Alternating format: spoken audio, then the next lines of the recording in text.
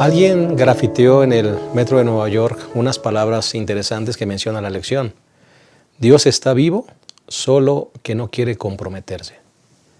¿Quién crees que habrá escrito estas palabras?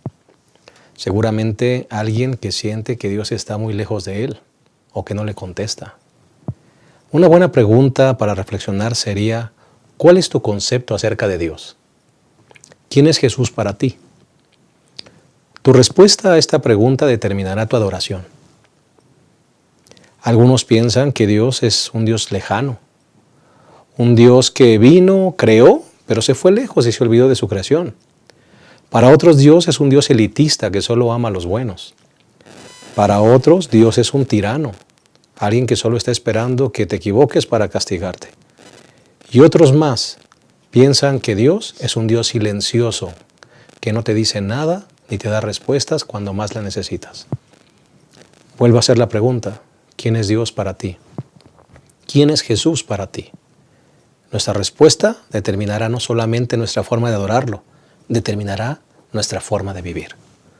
Dios permita que esta lección nos ayude a reconocer quién es el Dios de las Escrituras y que de esa manera estemos dispuestos a amarlo, obedecerlo y representarlo correctamente. Quédate con nosotros, vamos a estudiar la lección número 10, ¿de qué modo vivir el Evangelio? En un momento, iniciamos.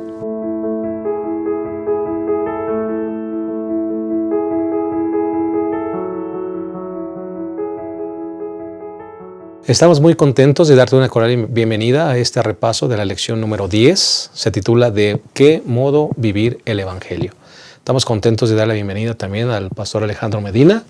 Gracias por estar con nosotros una vez más. Gracias, buenos días, buenas tardes, donde nos estén mirando. Un placer estar aquí con ustedes. Gracias, pastor. Gracias, pastor. Pastor Abraham Ramírez, gracias por estar una vez más con nosotros. Gracias nuevamente aquí, pastor. Gracias.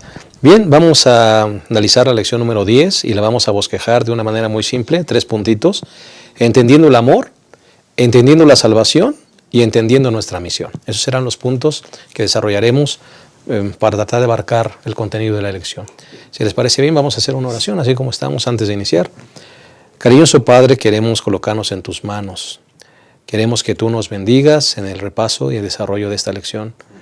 Que podamos entender tu amor, Señor. Que podamos comprender realmente quién es Dios y qué quiere hacer Dios en nuestras vidas. Que no tengamos un concepto erróneo de ti, ni de tu amor, Señor, ni de tu actuar, ni de tu salvación. Y que al tener un concepto correcto de quién eres tú, podamos con denuedo cumplir nuestra misión. Quédate con nosotros. Nos colocamos en tus manos en el nombre de Jesús. Amén. Bueno, entremos al primer punto, que es entendiendo el amor. Y la lección nos coloca como base ese famoso texto de Juan 3:16. Este es un texto que para algunas personas es el resumen del Evangelio. Es el resumen de cómo la historia de la redención y no les falta razón. Fíjate que este es un versículo que a mí se me hace extraordinario porque dice, de tal manera amó Dios al mundo. Es decir, tanto amó Dios al mundo. Y ese verbo amó, el pasado del verbo amar, cuando lo usa la Biblia, es un pasado continuo. Es decir, no es que Dios amó una sola vez. Dios ha estado amando al universo, incluyendo a este mundo, a esta humanidad, a lo largo de los siglos, a lo largo de la historia conocida y desconocida, desde su creación. Desde antes de la creación de este mundo, el Señor ha estado amando. Ese es un pasado continuo. El amor de Dios no es de ahora. El amor de Dios se puede estudiar en el pasado. Podemos descubrirlo en las páginas de las Escrituras y aparece el amor de Dios. A tal punto llegó esa historia del amor divino que dice la Biblia que en un punto de la historia el Señor dio a su Hijo. Ahí está un pasado puntual. Es decir, el Señor no estuvo entregando a su Hijo, sino que lo dio una vez y para siempre. entregó al Señor, a Jesús, una vez a su Hijo unigénito. Las palabras que se usan ahí en el texto griego son extraordinarias porque se refiere al monogenés famoso, que quiere decir, traducido a términos contemporáneos, el único en su especie. Es decir, no es que haya habido, no es que Jesús sea el único hijo, no es que el Señor tenga otros hijos, pues somos nosotros, los ángeles, los seres celestiales. Es que es un hijo especial. Especial, ¿por qué? Porque tiene una naturaleza divino-humana, porque entregó su vida, porque el Señor Jesús, no hay otro como Él, como dice la Escritura. Y luego dice, para que todo aquel que en Él cree, aquí entra el presente continuo, ¿no?, del griego del Nuevo Testamento, para todo aquel que permanece creyendo, está constantemente creyendo, es decir, aquel que está constantemente creyendo no se está perdiendo, es decir, aquel que lleva una vida de fe, aquel que lleva una vida de esperanza, de relación con Jesús, una fe viva, activa, en Cristo Jesús es salvo, no se está perdiendo. No tengamos miedo de pensar o mirar la salvación como una seguridad. Esa es una convicción que nos da el Espíritu Santo. Y luego dice, sino que tenga vida eterna, es decir, que tiene la seguridad del perdón, está disfrutando la vida eterna ahora mismo, aquí en este mundo. Y me encantan las palabras que se refieren a vida. En la escuela nos enseñan que bios es vida, pero biología, de ahí viene la palabra biología, pero Dios no quiere darnos la vida de una planta, es decir, como la vida, es decir, nada más respirar.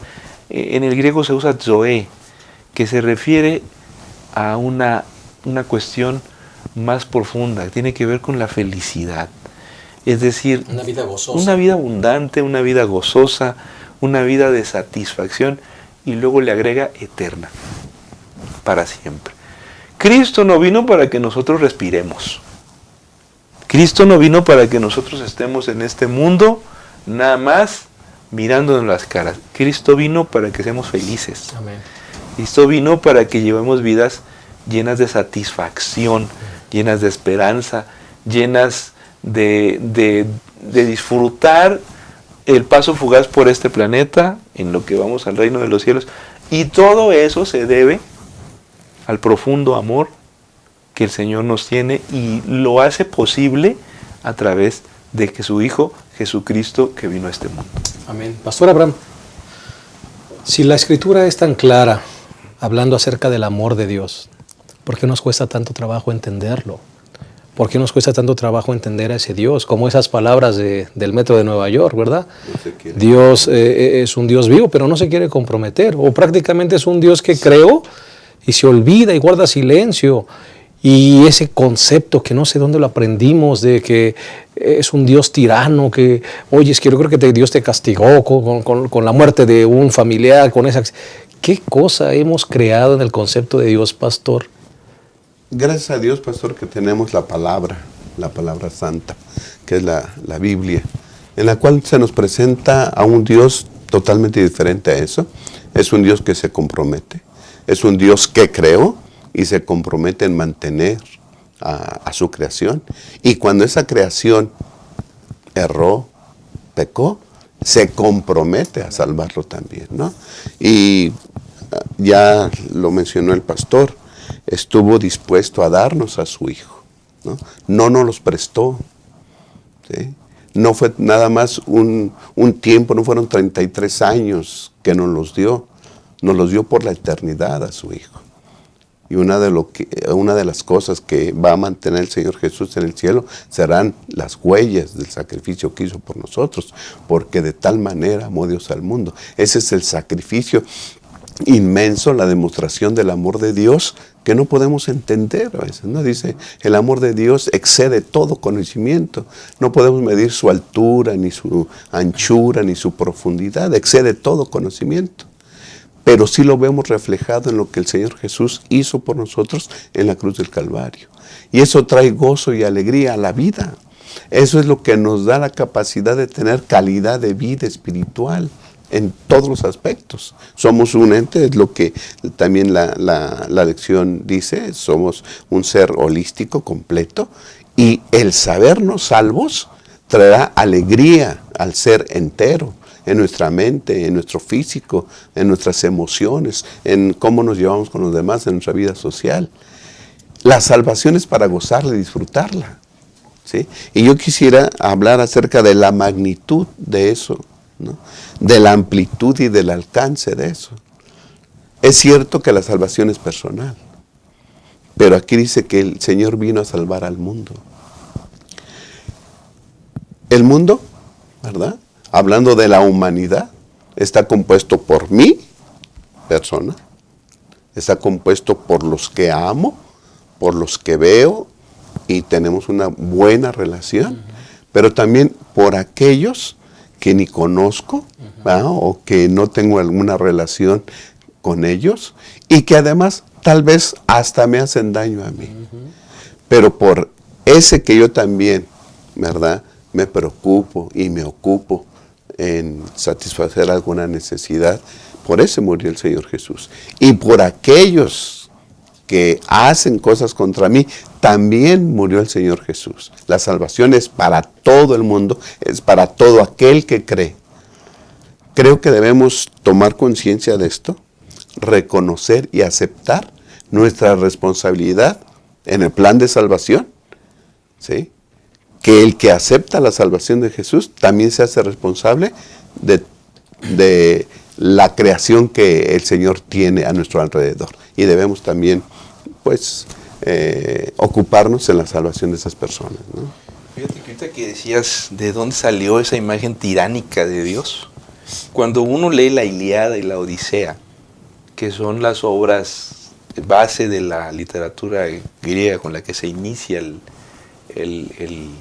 las obras clásicas, ahí aparece Zeus y aparecen los dioses con rasgos tiránicos, con rasgos del odio, aparecen odiando, aparecen con características bastante desafortunadas que corresponden a lo que estás diciendo.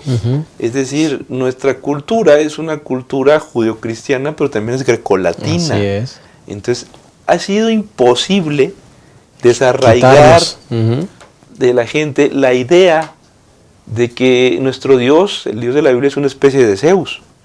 Es decir, es imposible todavía porque nuestra educación así está hecha. Y venimos arrastrando pues la idea de que Dios, el Dios que está en el cielo, tiene rasgos pues que le atribuimos, que más bien corresponden a Satanás, como el abuso, la tiranía. Dios no es así. Hay que conocerlo. El Dios de la Biblia es un Dios de amor, que no corresponde para nada con los dioses de la antigüedad, que eran los que la gente tenía. Y en las obras clásicas se observa. Ahora, el otro factor que comentaba Abraham es la cuestión del milagro del amor.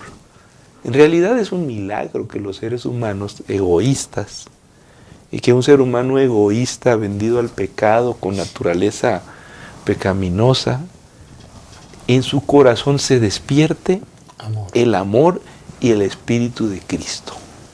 Por eso dice Filipenses, haya pues en vosotros el mismo sentir que hubo en Cristo Jesús. Cuando ese sentir que hubo en Cristo Jesús se reproduce en un corazón egoísta, eso es extraordinario. Es el Evangelio, eso es lo que Dios quiere, que en seres egoístas tendientes al pecado aparezca o surja el espíritu abnegado de Jesucristo. ¿Cómo lo puedes explicar? Solo a través de la obra maravillosa de nuestro Dios en el corazón humano, y que los seres humanos ahora también estemos dispuestos a dar nuestras vidas como la dio Cristo, por su palabra, por su evangelio, y que estemos dispuestos a poner en primer lugar al Señor antes que nuestros intereses, pues eso es algo maravilloso. El amor de Dios es algo incomprensible también, porque, fíjate, dice aquí que Dios ama no solamente a los buenos, Él ama a buenos y malos, ama al que le acepta y al que le rechaza, ama al que cree en Él y al que es ateo. Y el sol sale para todos también, además dice, pero hay algo más que quisiera añadir. Este Dios es un Dios de compasión, que también la lección lo menciona, es un Dios que se preocupa porque la gente que está siguiendo su mensaje no ha comido. Es un Dios que llora con una viuda que perdió al hijo. Es un Dios que llora por Jerusalén porque tantas veces quiso que cambiaran su forma de pensar y no lo hicieron, y llora. Qué interesante, un Dios todavía que se compadece. Mira, cuando me preguntan por el amor de Dios, por supuesto que es un tema que me extasia. Pero tú eres padre, yo soy padre, él es padre. Yo te pregunto a ti, ¿cuándo amas a tus hijos? ¿Cuando se portan bien o cuando se portan mal? Siempre. ¿Tú cuándo amas a tus hijos?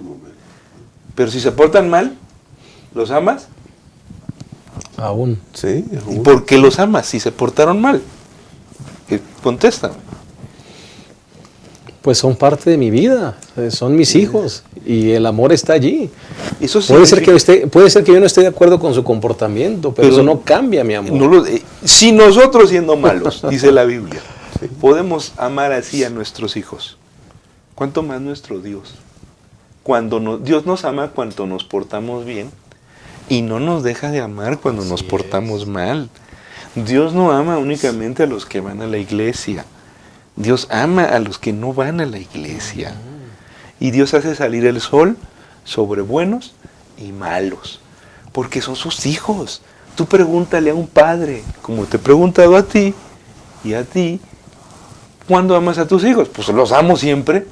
Ahora, si se portan mal, ¿les aplaudes? Pues no.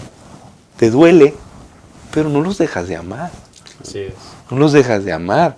Es decir, uno los ama aunque se porten mal.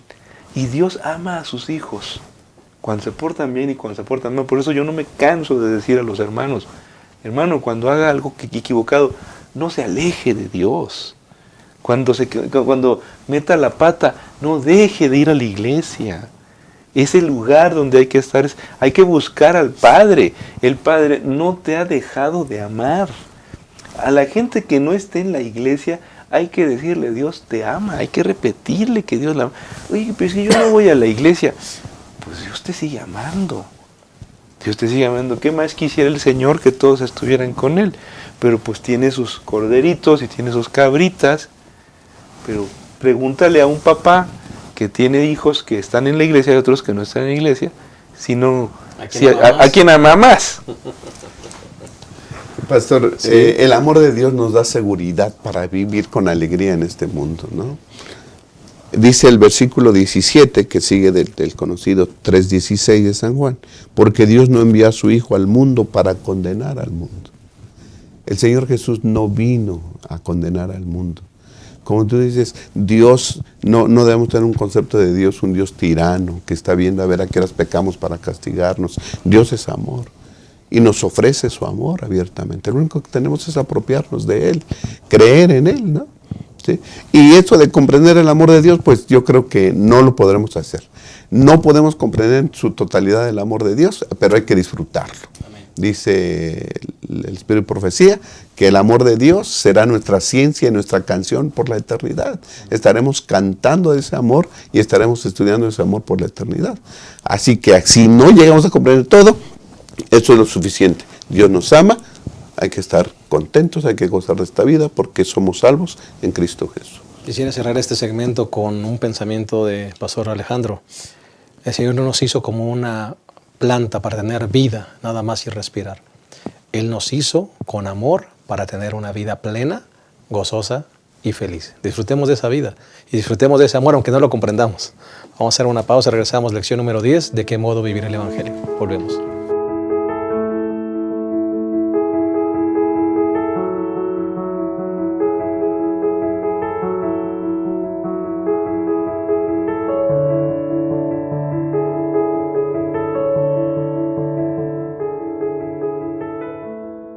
Estamos de vuelta, estamos analizando la lección número 10, titulada ¿De qué modo vivir el Evangelio? Ya analizamos el primer punto, que es entendiendo el amor de Dios, un amor eterno, un amor que no deja de ser y un amor pues muchas veces incomprensible, pero un amor maravilloso, maravilloso que nunca deja de ser.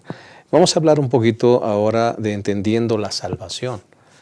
Pastor Abraham, Pastor Medina, ¿cuál es la reacción del corazón cuando llegamos a ser alcanzados por ese amor, cuando llegamos a comprender aún sombríamente el amor de Dios? ¿Cuál es la reacción del corazón? ¿Qué debe generarse en el interior del corazón? Cuando uno contempla el sacrificio de Cristo, cuando uno se da cuenta del profundo egoísmo que hay en el ser humano y que en realidad el verdadero problema es uno mismo y su corazón y su condición pecaminosa, y que Dios está tratando de buscarnos, es decir, lo grande que ha sido Dios en otorgarnos la salvación y lo malagradecidos que somos nosotros, pues viene una tristeza que la Biblia, la hermana Boa llama sentir pena por el pecado.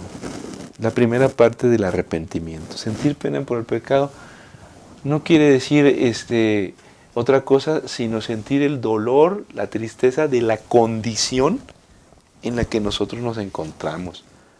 Sentir pena de no poder hacer lo que Dios quiere, de no ser capaces de cambiar por nuestra propia fuerza, nuestro propio poder.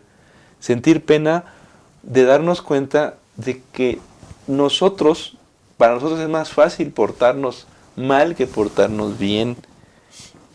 Y sentir pena y un profundo dolor del daño y de las heridas que le hacemos a Jesús con nuestras actitudes pueriles y torpes.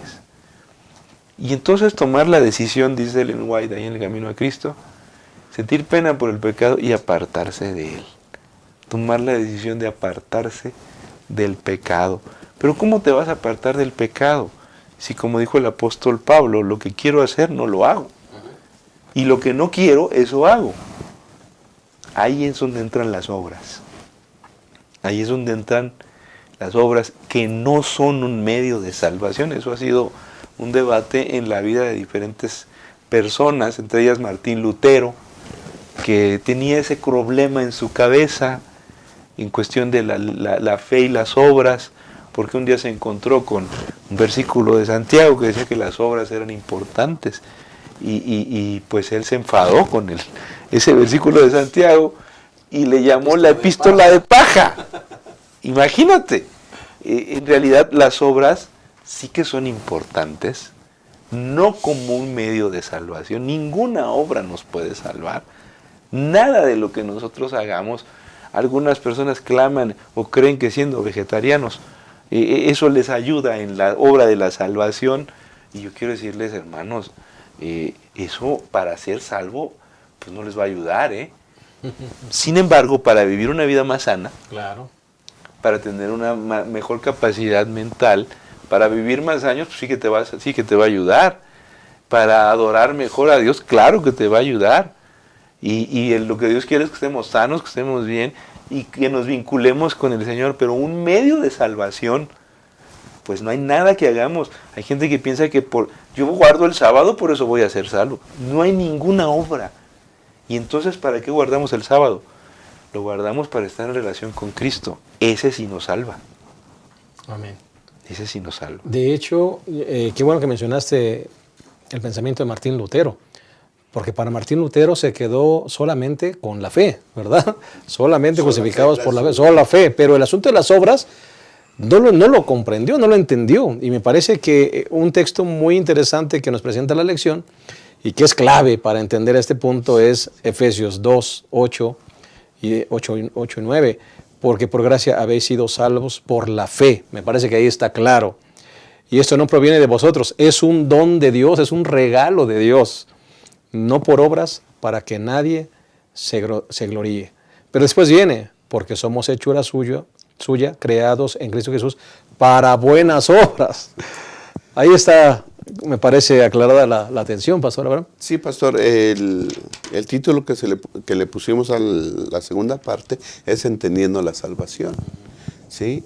Y para entender la salvación debemos entender nuestra naturaleza pecaminosa, nuestra naturaleza humana, ¿no? Dice Efesios 2:5, aun cuando estábamos muertos en pecado, nos dio vida junto con Cristo Jesús. Es decir, la naturaleza humana es caída, es pecaminosa, ¿no? Y el pecado destruye la relación con Dios, ¿sí? Destruye la relación entre nosotros, ¿sí? Y nos destruye a nosotros mismos, ¿sí? Así que entonces estábamos en vías de destrucción total. Uno mismo, la relación con nosotros y con Dios.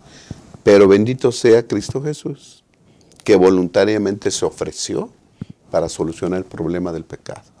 Y cuando estábamos muertos en nuestros pecados, Él nos dio vida, ¿no?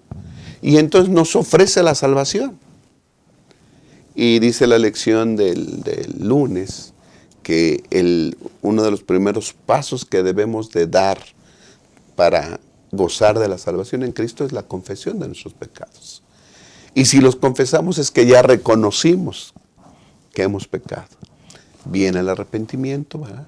Ya reconocemos que hemos hecho mal, viene el reconocimiento, nos sentimos mal por haberlo hecho, confesamos nuestros pecados y el Señor Jesús nos da la oportunidad y la capacidad de alejarnos de esos pecados. Toda la salvación es un proceso divino. El ser humano no tiene nada que ver en cuanto a eso. Simplemente pone, ¿sí?, su vida en las manos de Dios y Dios hace todo el proceso, porque ni siquiera podemos producir arrepentimiento en nosotros, no podemos producir fe en nosotros, todos son dones de Dios que nos da, que nos ofrece. Entonces, por la fe en Cristo Jesús es que gozamos todo esto, ¿no?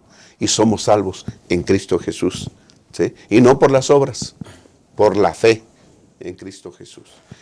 Pero entonces viene el resultado de creer en Él. Viene el resultado de confiar en Cristo Jesús. Somos salvos. ¿Cómo vive una persona salva? Fuimos hechos para buenas obras. Y aquí aparecen las obras. Primero la fe, luego las obras. Como resultado de... Las obras complementan nuestra fe, ¿no? Lo que ya hemos dicho en otras ocasiones, lo que dice Santiago y lo que han comentado ustedes. ¿Cómo dices que tienes fe? O muéstrame tu fe y no me muestras tus obras. ¿Cómo le puedes decir a un hermano que tiene frío, ándale, ve y vete a tu casa y caliéntate, ¿no? Tómate un chocolatito, sí, tápate. Y nosotros no hacemos absolutamente nada. Dice la sierva del Señor, el que solamente ora, pronto dejará de hacerlo. Junto con nuestras oraciones deben venir actos, vienen obras buenas en beneficio de los demás. Fíjate que hay dos polos aquí en la incomprensión del tema de las obras. Quienes piensan que no juegan ningún papel importante, por lo tanto no importan porque somos salvos por fe, y cantan la idea de una vez salvo, siempre salvo. Es decir, Cristo ya me salvó, pase lo que pase, yo soy salvo. Esa es la gracia barata. Y piensan que nada de lo que hagan o dejen de hacer los va a perder. Y eso en el mundo cristiano está muy extendido. Las obras no cuentan, desde Lutero, que dijo una parte de la historia de la salvación. Pero por otro lado están quienes insisten con que las obras sí lo salvan, ¿no? Y llegamos al punto de la venta de las indulgencias en el tiempo de Lutero, que pues para ser salvo había que comprar un documento que me aseguraba a mí la salvación. Hoy sí siguen vendiendo indulgencias, ¿eh? La gente a lo mejor no está enterada, pero todavía se venden indulgencias, con papel y toda la cosa, el que los quiera comprar. Pero también hay ideas que la gente cree que, por ejemplo, pues yo devuelvo mis diezmos, tengo derecho al reino de los cielos. Como decía hace un momento, llevo tal sistema de alimentación, no tenemos ningún derecho a nada, hermanos. Es la gracia de Cristo que nos da el don de la salvación. Es un regalo. Los regalos no se pagan, no se compran. No merece uno los regalos. Los regalos se reciben y se aceptan. Y la salvación es un regalo de Dios.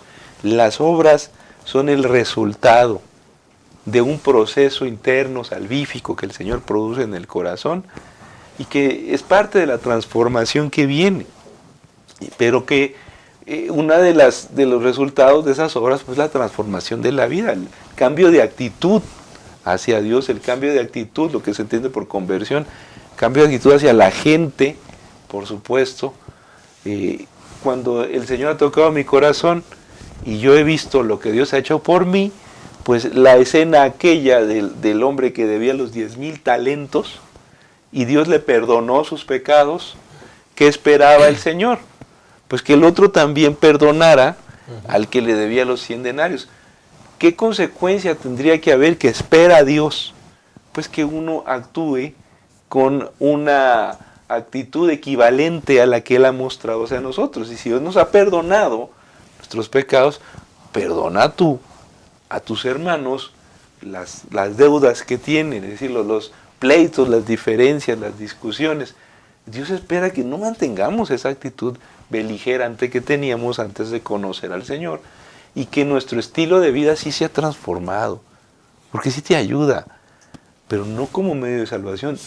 Igual la actitud hacia al prójimo, que está hablando la lección este trimestre de servir a los necesitados, pues hay que ayudar a los necesitados también, no como un medio de salvación, sino como una expresión de la fe que obra por el amor. Vivimos en un país, Pastor Abraham, de mucha gente que sigue creyendo en los sacrificios, en las mandas, en hacer algo para ganar la salvación. Creo que es un buen momento para decirles que, como acaba de decir, la salvación es un regalo y por un regalo no se paga. Así. Solamente las obras vendrán como resultado de haber sido salvado. Sí, pastor, ya hemos dicho que todo el proceso de salvación es una obra divina. ¿Sí? La salvación es un regalo, la fe, no lo podemos producir, el ser humano no lo puede producir. Son regalos que Dios nos otorga, son dones que Él nos da. ¿Sí? Como hemos dicho, nosotros estábamos muertos, Cristo vino, hizo la diferencia en nuestra vida, en nuestro ser, hace la diferencia. Vivíamos de una manera antes de aceptar al Señor Jesús, vivimos de otra manera después del Señor Jesús. Y entonces cambia nuestra manera de pensar, cambia nuestras motivaciones, nuestros propósitos de vida, cambian nuestras actitudes. ¿Sí? Y entonces crea en nosotros el deseo de ser semejantes a Él, ¿no? Y ese es un blanco, esa es una meta del cristiano, ser semejantes a Cristo Jesús. Y la única respuesta que podemos dar en gratitud a lo que el Señor Jesús ha hecho por nosotros es el servicio a los demás. Creo que bajo dos premisas debe vivir el ser humano: honrar y glorificar a Dios y servicio a los semejantes. ¿Sí? ¿Cuándo vamos a servir a los demás? De una forma correcta, cuando somos motivados por el amor de Dios. El amor de Cristo nos constriñe, nos impulsa, nos avienta para hacer las cosas. ¿Sí? No como una obligación, sino como una vida natural de alguien que ha creído y ha sido salvado por Cristo Jesús. Yo creo que esa es la relación entre obras y fe. Primero fe en Cristo, luego las obras como resultado. La salvación es un regalo. Dios permite que todos estemos dispuestos a aceptarlo. Un regalo se acepta o se rechaza. Si lo aceptas, vendrán cosas maravillosas. Si lo rechazas, sufriremos las consecuencias. Dios permite que todos lo aceptemos. Vamos a hacer una última pausa. Regresamos a la tercera y última parte de la lección número 10, de qué modo vivir el Evangelio. Volvemos.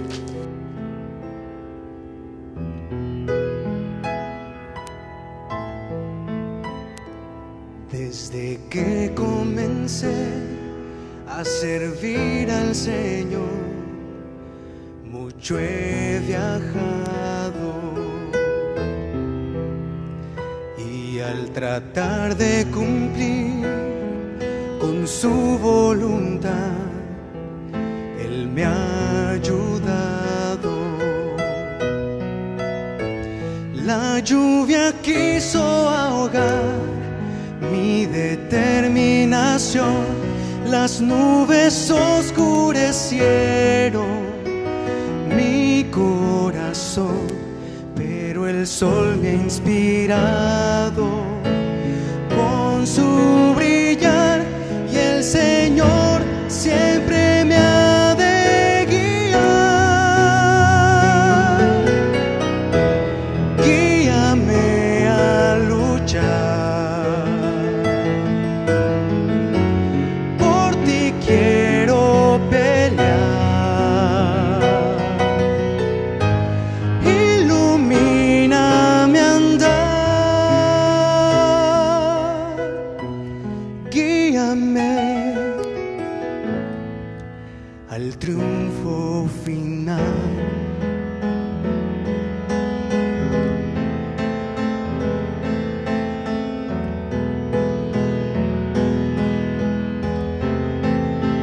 Su voz alcanzo a escuchar, llamándome hacia la eternidad.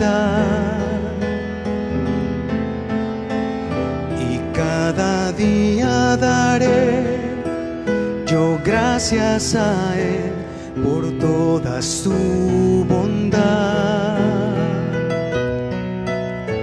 La lluvia quiso ahogar mi determinación, las nubes oscurecieron mi corazón, pero el sol me ha inspirado con su brillar, y el Señor siempre me ha de guiar.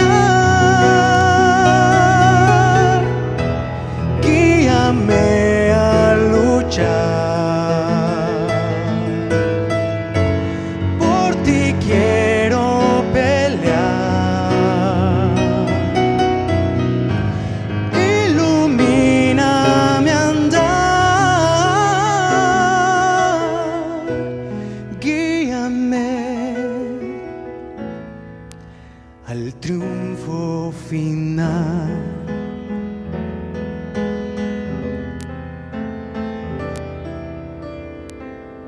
Estamos de vuelta, estamos llegando a la tercera y última parte de esta lección número 10 de qué modo vivir el Evangelio.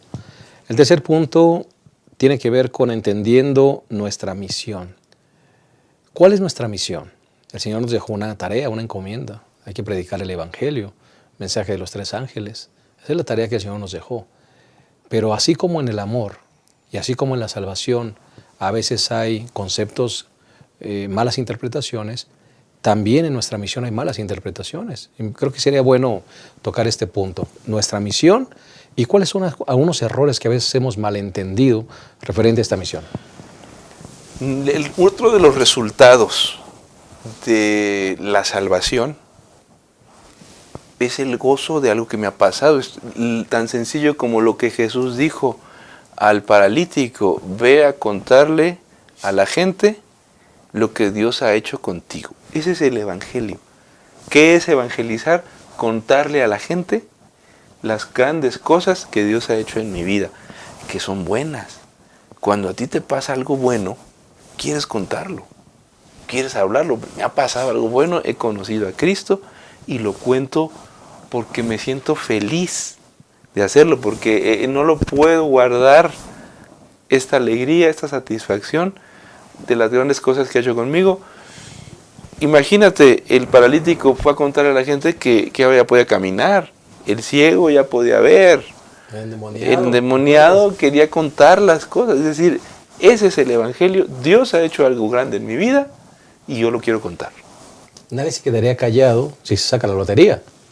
¿Quién? Si se saca un auto en un sorteo, nadie se quedaría callado. Si tu hijo le dan un premio, ¿tú qué harías? ¿Te quedas callado? Pues es motivo de gozo, de satisfacción, de felicidad. Y las cosas buenas se quieren compartir.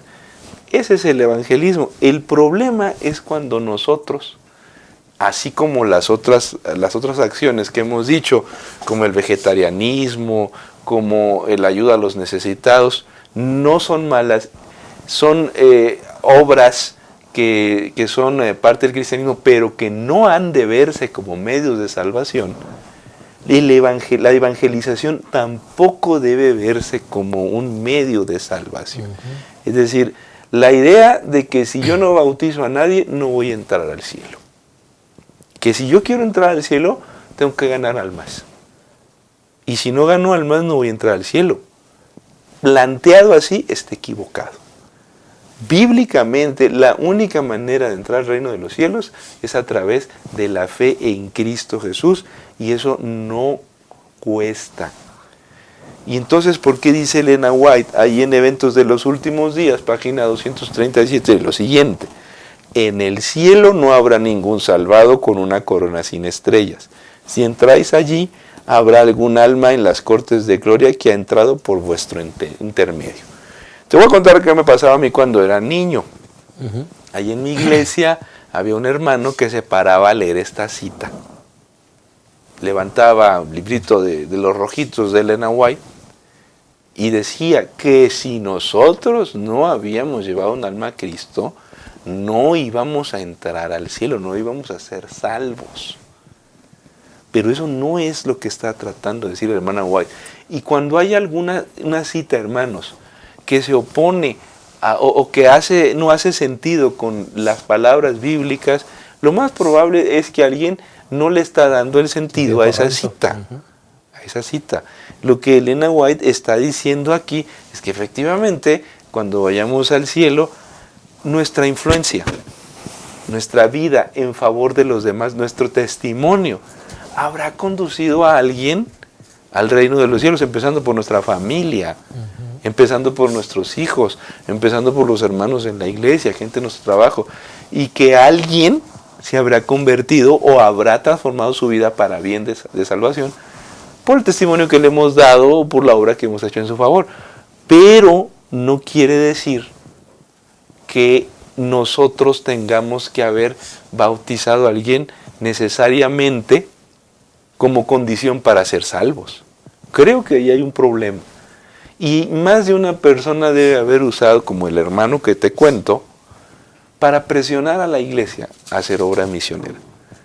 En realidad es triste que se tenga que presionar a la iglesia manoseando los textos bíblicos o algunas declaraciones bien intencionadas de Elena White para convencernos de que tenemos que hacer obra misionera. Nadie nos tendría que convencer que hay que hacer obra misionera. Eso debería venir también como un resultado. Ya, Porque si alguien no tiene el deseo de compartir la salvación que el Señor le dio, algo también está mal. Algo está pasando dentro de su vida. No está viviendo el Evangelio. No tiene nada bueno que decir. No hay nada bueno que comentar. Es decir, o no quiere hablar o no quiere decir, sencillamente porque el proceso de la salvación no se está dando en su vida. Correcto, Pastor Abraham. Sí, pastor. Segunda de Corintios creo que nos presenta esto de lo que estamos hablando del proceso de la salvación y qué viene como resultado de ello. ¿No? Segunda de Corintios capítulo 5, el versículo 14 dice, porque el amor de Cristo nos constriñe, nos motiva, ¿no? nos motoriza para hacer las cosas. Al pensar que si uno murió por todos, luego todos han muerto. O sea, lo que el Señor Jesús hizo por nosotros, el sacrificio que Él realizó en la cruz y todo lo que produce en nosotros, la alegría, el gozo de la salvación que experimentamos, eso nos mueve a hacer las cosas, ¿no? Y el versículo 15, y por todos murió, para que los que viven ya no vivan para sí. Cuando nosotros somos salvos por la fe en el Señor Jesús, ya no vivimos para nosotros. Ahora debemos servir a los demás. Y una de las maneras en que podemos servir a los demás, pues es dar esas noticias de las que ustedes están hablando, que son excelentes noticias, buenas noticias. El Señor me ha cambiado, me ha transformado, me ha perdonado, ¿sí? Él borró mis pecados, Él murió por mí en la cruz del Calvario. Eso me da alegría de vivir. Yo aquí, mientras que ustedes estaban hablando, yo puse entusiasmo. ¿Sí? Debemos hablar con entusiasmo, con alegría lo que el Señor ha hecho por nosotros. Y nuestro estilo de vida va a reflejar eso. ¿Cómo reflejas que el Señor te ha salvado? ¿Sí? Si damos un testimonio triste, la vida cristiana es dura, es amarga, ¿verdad? Son muchas restricciones, es amargo, es pesado. No, yo creo que nuestro testimonio debe ser con entusiasmo, ¿no? Y luego sigue diciendo acá, en el 2 Corintios 5, 18, y todo esto proviene de Dios, quien nos reconcilió consigo por medio de Cristo y nos dio el ministerio de la reconciliación. Primero Dios nos reconcilia con Él. Ya entramos en una reconciliación, nuestros pecados han quedado atrás, porque dice el versículo 17, ¿verdad? Si alguno está en Cristo, una nueva creación es, una nueva criatura es. Las cosas viejas pasaron y todas son hechas nuevas. Y ahora, así como Dios nos reconcilió con Él, nos entrega a nosotros el ministerio de la reconciliación. Vayan y prediquen el Evangelio con entusiasmo, con un testimonio agradable. El evangelismo, pastor, no es una actividad más. No debiera ser un programa más.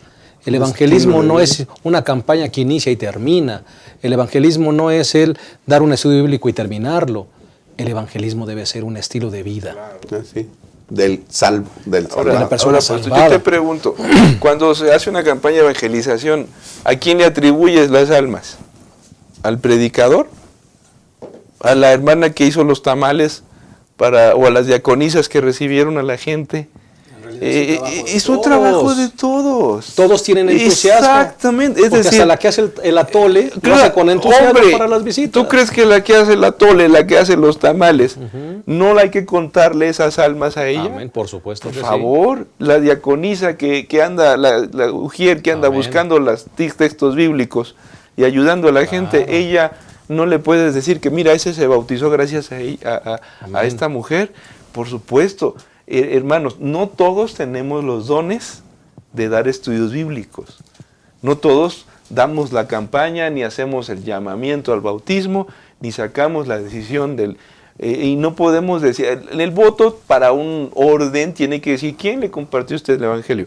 Pues pones ahí alguna persona. Pero en realidad detrás de cada bautismo Amén. hay un equipo eclesiástico en el que todos debemos participar, desde los niños conquistadores que están dando la bienvenida, hasta el predicador que se ha consagrado a Dios, y el equipo de oración, que están ahí orando, que el bando de oración. Por eso yo quisiera insistir, todos los que participamos en la evangelización, en los dones que Dios nos ha dado, desde las que hacen los tamales, hasta los que predicamos, o los que dan estudios bíblicos, que invitaron a la gente, todos formamos parte de eso, y nadie puede decir, oiga, es que yo nunca he ganado un alma para Jesús.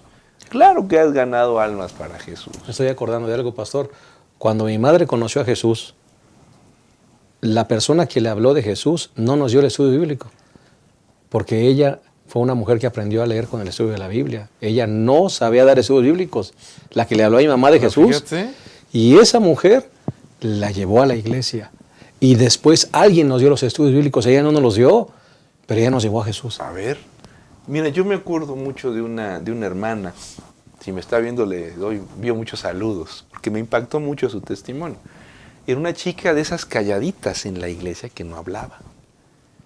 Pero de esas que no le sacas palabras, pero eso sí, muy entregada, muy servicial a la iglesia. Y pasaba todos los sábados con su Biblia frente a la casa de una señora. Y la señora, ¿y a dónde va esa chica, no? Bien vestidita, bien arregladita y Biblia en mano. Y todos los sábados pasaba, ¿y a dónde va esa chica? Pues un día fue y la siguió.